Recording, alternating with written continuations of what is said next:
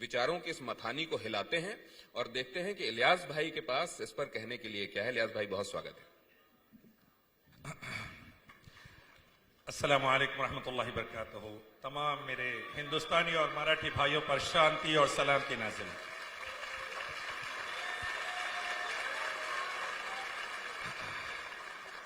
मैं आभारी हूं सुनील रायसोनी साहब का, मेरे कुलीग और मेरे बड़े भाई अमीश अवस्थी साहब का, दिनेश भाई का और आप सब का कि आपने यहाँ पर इस अच्छे एनर्जेटिक इवेंट को ना सिर्फ ऑर्गेनाइज किया बल्कि मुझे आमंत्रित किया, इनवाइट किया। Thank you very much for that.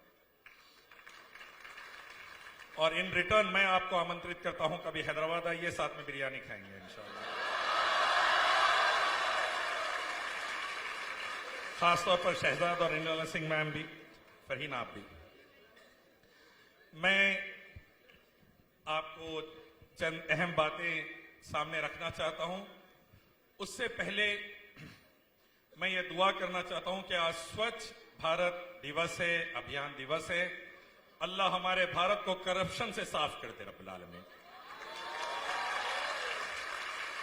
अल्लाह हमारे भारत को नफरत से साफ कर दे रब्बुल आलमीन, दूर कर दे। अल्लाह हमारे भारत की नफरत को, करप्शन को और कालेपन को दूर कर दे। काले कपड़ों को नहीं, कालेपन को दूर कर दे। अल्लाह हमारे दिल और दिमाग को साफ कर दे, एकता, शांति, उन्नति नसीब कर दे। अमेरिका और चाइना से आगे कर दे रब्बुल आलमीन हम सबको।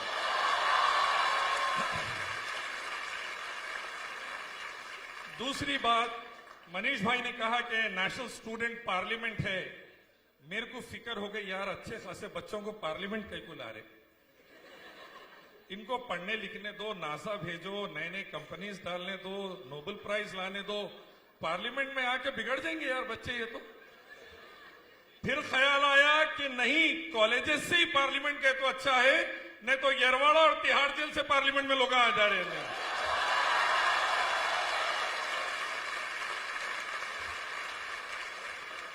या फिर पार्लियामेंट से येरवाड़ा को चले जा रहे।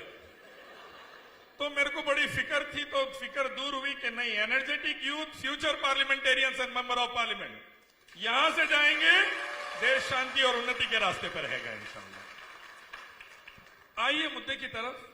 3 तलाक, आजादी या सजा। देखिए, जब भी धार्मिक किताबों से हटेंगे तो सजा रहेगी, धार्मिक किताबों के हिसाब से चलेंगे तो आजादी रहेगी।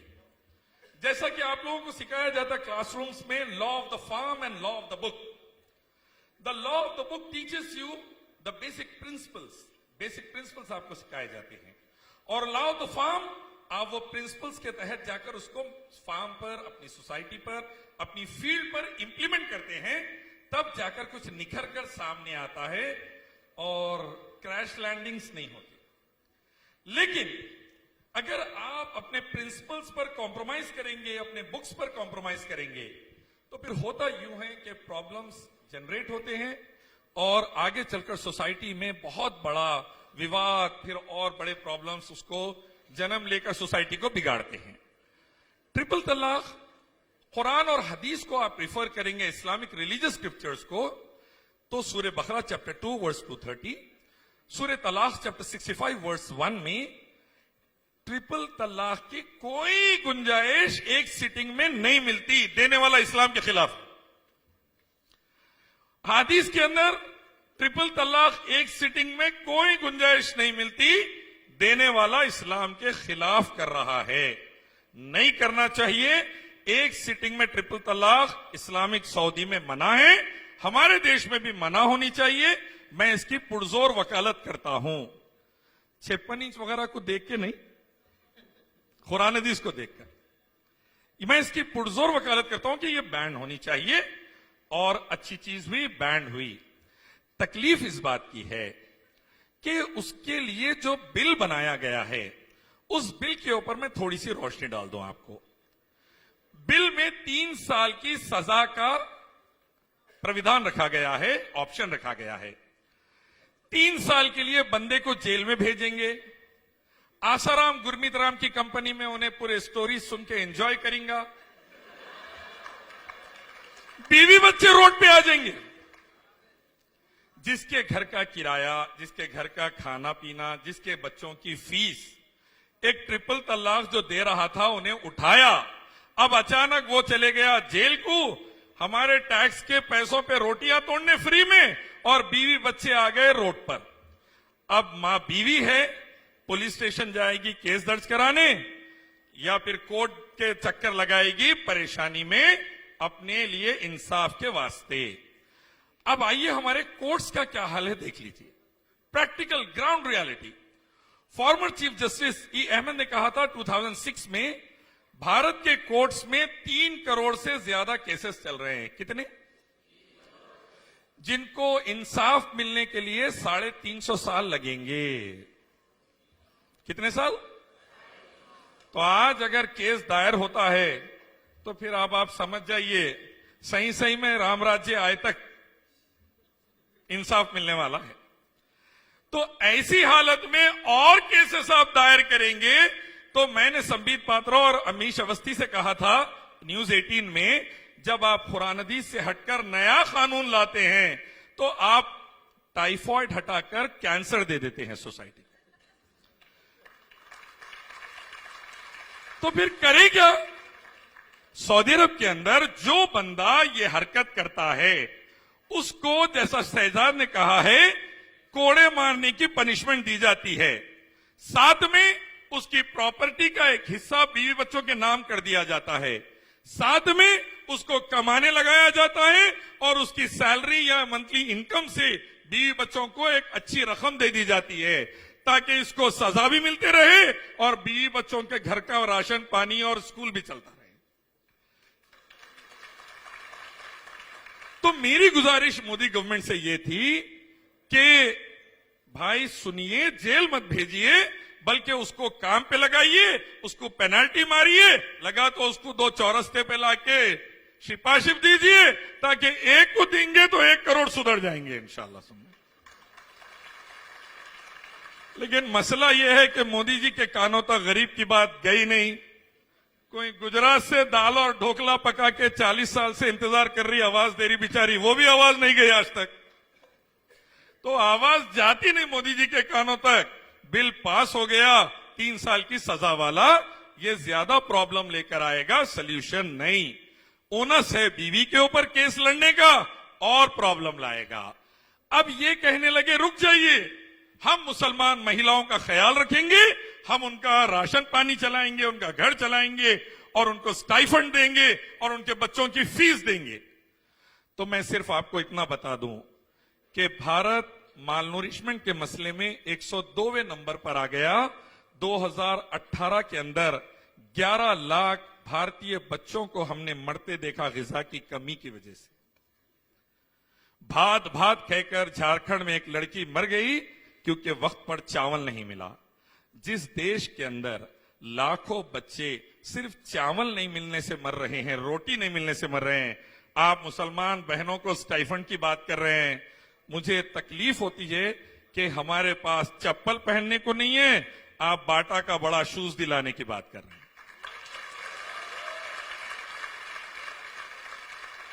आप ग्राउंड रियलिटी देखिए कि हम कहते क्या हैं, करते क्या हैं।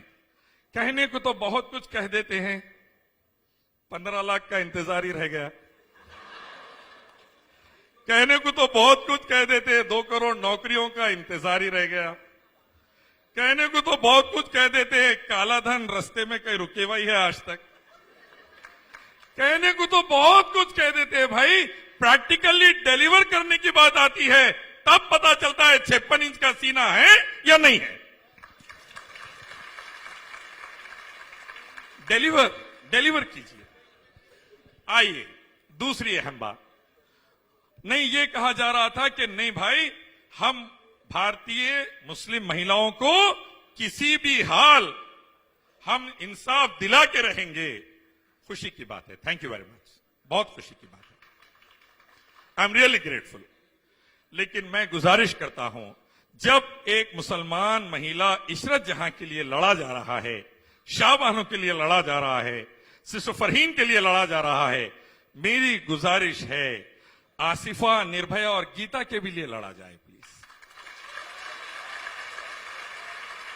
प्रियंका रेड्डी के भी लिए लड़ा जाए।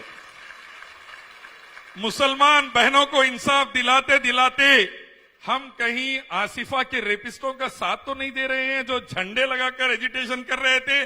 देख लीजिए, मुसलमान बहनों को इंसाफ दिलाते दिलाते कहीं अभी भी चिन्मयानंद की मालिश तो नहीं चल रही, जरा देख लीजिए। मुसलमान बहनों को इंसाफ दिलाते दिलाते सेंगर 14 साल तक हमारे पैसों पे जेल के अंदर पलेंगे, तो फिर देख लीजिए। ये वाले इंसाफ की बात मत करिए, सबका साथ सबका विकास की बात करिए। सबको एक साथ देखिए आप, और इंसाफ सबके लिए रखिए। अगर इंसाफ एक कम्युनिटी के लिए बात करेंगे और दूसरी कम्युनिटी को छोड़ देंगे, तो फिर मैं नहीं समझता हम वो भारत का निर्माण करने जा रहे हैं जो दुनिया में नंबर 1 पर आने वाला है। आप ये नंबर 1 वाले भारत का निर्माण करने जा रहे हैं, तो फिर आप सबका साथ सबका विकास करिए। जैसा कि टीवी डिबेट्स में होता है, बेलगाम होते हैं शहजाद और स्पीड ब्रेकर लगा दिया जाता है इलियास पर। उम्मीद है वो आज नहीं होगा। फिर भी for the sake of with due respect Manish भाई, डोंट माइंड इट, लेकिन फिर भी मैं 6 मिनट से बोल रहा हूं, 16 मिनट सुनने के बाद।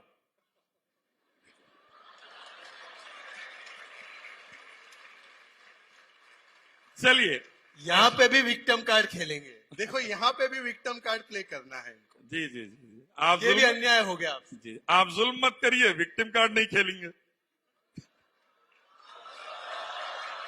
अब संविधान की बात भी कुछ लोगों आइए को आइए, सुननी मैं आ रहा पड़ेगी। हूं मेरे भैया, सबकी बारी आएंगे इंशाल्लाह, सबकी बारी। सैयदान ने कहा संविधान सबसे ऊपर है, तो फिर मैं कहना चाहता हूं भारत का संविधान इक्वालिटी और जस्टिस की बात करता है, फिर सीएए से मुसलमानों को दूर क्यों कर दिया? भारत का संविधान एकता की बात करता है, फिर आपने सब धर्म का नाम लिया और मुसलमानों का नाम लेने से कतरा गए। भारत का संविधान सबको एक नजर से देखने की बात करता है, तो फिर आपने मुसलमानों के लिए चश्मा क्यों बदला? ये बात उठेगी और बराबर उठेगी और उठती रहेगी जब तक इंसाफ न मिल जाए इंशाअल्लाह। आइए, आपने कहा कि मुसलमानों का भारत में हाल बुरा है, क्यों पाकिस्तान और बांग्लादेश के मुसलमानों को बुलाना चाहते हैं? मैं सिर्फ इतना कह दूं, भारत में मुसलमानों का हाल बुरा नहीं भाई, राहुल बजाज की सुने तो पूरे भारतीयों का हाल बुरा है इन दिनों। राहुल बजाज कह रहे थे कि हालात सबके लिए ही एक सा हैं, विकास की तरफ जाते जाते गाड़ी कहीं और जा रही है, इस पर ध्यान दीजिए। मैं आपसे कह दूं, 4000 साल से भारत ने, जब बाहर से लोग आए यूरोप से आर्यन, तो उनको भारत ने अपने सीने अपनी गोद में रख लिया। तिब्बत से बुद्धिस्ट आए, उनको भारत ने रख लिया। पाकिस्तान से हिंदू भाई आए, उनको भारत ने रख लिया। यहूदी आए, उनको भारत ने रख लिया। पारसी आए, उनको भारत ने रख लिया। अब चंद मुसलमान आए तो आपने उनका नाम लिस्ट से हटा दिया। तकलीफ इस बात की है कि आने वाले एपीजे अब्दुल कलाम की नेशनलिटी पे आपने कॉम्प्रोमाइज कर दिया। आने वाले मिसाइल मैन की नेशनलिटी पे आपने कॉम्प्रोमाइज कर दिया। और माइक्रोसॉफ्ट के चीफ सत्य नाडेला यही कह रहे थे कि वो चाहते हैं कि ऐसा भारत का समाज रहे जो सबको शांति उन्नति की तरफ एक साथ लेकर जाए, किसी एक कम्युनिटी को पीछे ना छोड़े। और मैं इसी की गुजारिश करता हूं सीएए के मसले में। एक बात 2 मिनट के अंदर आपके सामने रख दूं। ये देखिए, याद रखिए, हमारा जो माइंड है, साइकोलॉजिस्ट बताते हैं रिवॉर्ड सेंट्रिक या पनिशमेंट सेंट्रिक है। रिवॉर्ड सेंट्रिक, हम कुछ पाने के लिए मेहनत करते हैं। आप लोग इंजीनियरिंग में इतनी मेहनत कर रहे हैं, ये बोल के मैं खुश कर रहा हूं सिर्फ, बाज लोग वादे कर भी रहे, राइट? आप लोग इतनी मेहनत कर रहे हैं, रिवॉर्ड दिमाग में है आपकी कि I want to get something, I will do something for myself and my family, for my nation and my community and society. और बाज लोग डर के जो सब मेहनत कर रहे हैं, अगर नहीं करा तो फिर घर जाने के बाद मसला है शाम में, खासतौर पे भाइयों से मुखातिब। तो कोई पनिशमेंट के लिए, कोई रिवॉर्ड के लिए काम होता है। इस्लाम के अंदर रूल ये है कि आप अच्छे काम पर रिवॉर्ड दीजिए, गलत काम पर पनिशमेंट दीजिए, डिटरेंट इफेक्ट वाली पनिशमेंट दीजिए।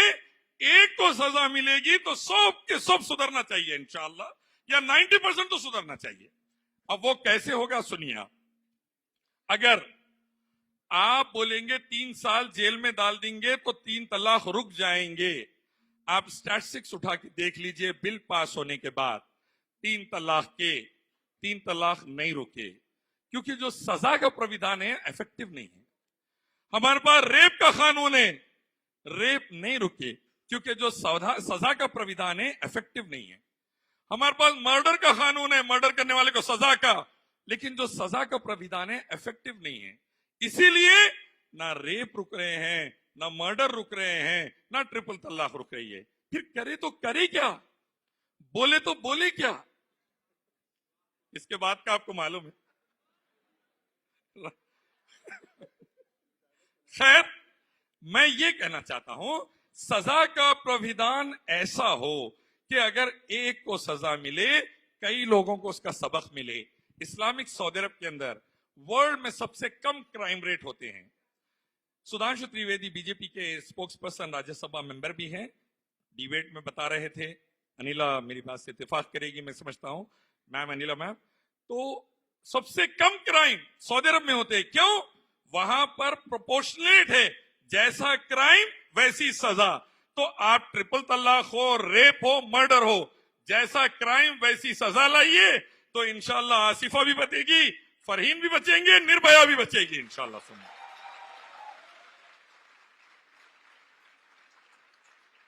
अगर आप मेडिकल ग्राउंड्स पे चिन्मयानंद को हॉस्पिटल के एसी रूम में भेजेंगे और बच्ची को जेल भेजेंगे, तो फिर पार्लियामेंट से और चिन्मयानंद पैदा होंगे।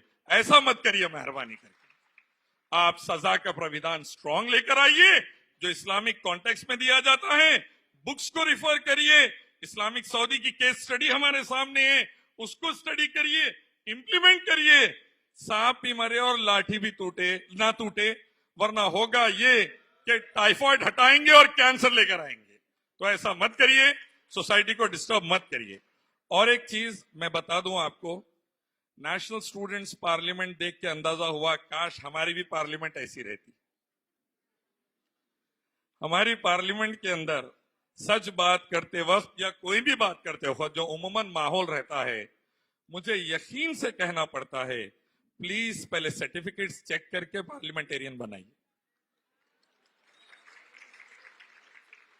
और सर्टिफिकेट के साथ साथ वो ईयर का ग्रुप फोटो भी देखिए, बंदा था या किसी और को बिठा के सर्टिफिकेट निकाल लिया, तो जब जाकर पार्लियामेंट भी सही रहेगी, देश भी सही रहेगा। Thank you very much again for inviting me over.